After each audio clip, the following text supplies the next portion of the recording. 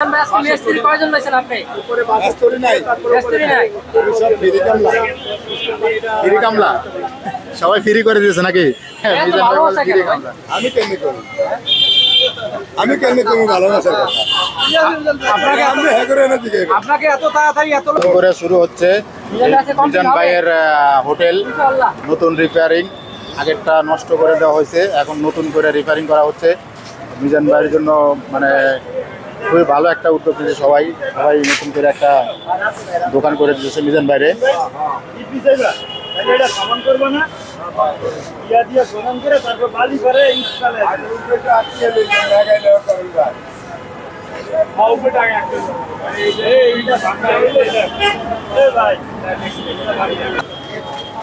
মিজান ভাই খুবই ব্যস্ত, নতুন করে হোটেলের কাজ শুরু করতেছে, আবার নতুন করে সবকিছু রিপেয়ারিং করা হচ্ছে।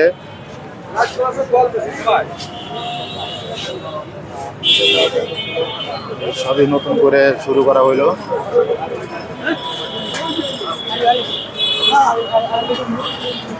অবস্থা ভাই, এই মিজান বাড়িটা এই উদ্যোগটা আসলে কে নিলে দিল ভাই? এটা উদ্যোগটা বলতে গেলে আসলে আমার দীর্ঘদিন একটা স্বপ্ন ছিল যে মিজান ভাইয়ের অন্তত হোটেলটা একটু সুন্দর করে গুছিয়ে দেওয়া।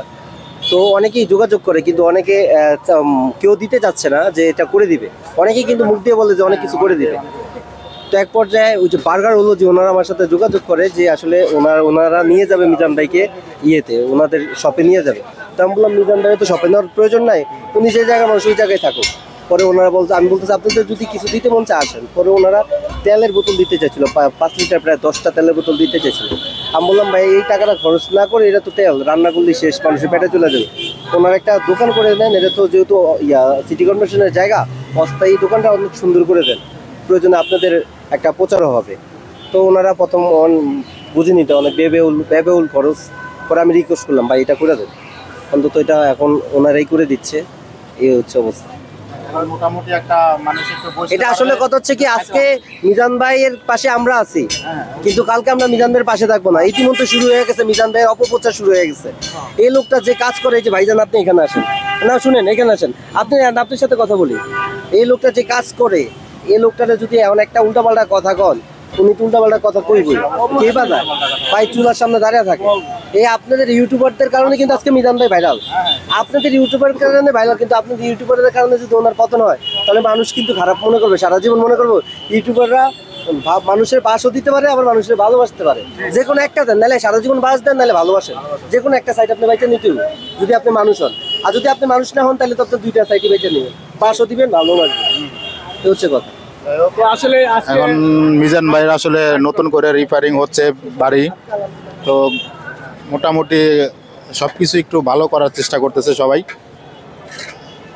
অনেক খুব খারাপ অবস্থা ছিল, অনেক নোংরা পরিবেশ ছিল, এখন একটু ভালো করার চেষ্টা করতেছে। অনেকেই তারা হেল্প করতেছে, যেন এখানে এসে অনেকে নোংরা বলে, অনেকে খারাপ বলে, এরকম যেন না বলতে পারে। সেজন্য আর কি সবাই উদ্যোগটা নিয়ে এই কাজটা করার একটা নিছে, যে সবাই নিয়ে ওনার ঘরটা আর কি ঠিক করে দেওয়ার একটা নিছে। তো ভালোই লাগতেছে আর কি। আগামীকালকে হয়তো নতুন করে দেখা যাবে মিজান ভাইয়ের নতুন হোটেল।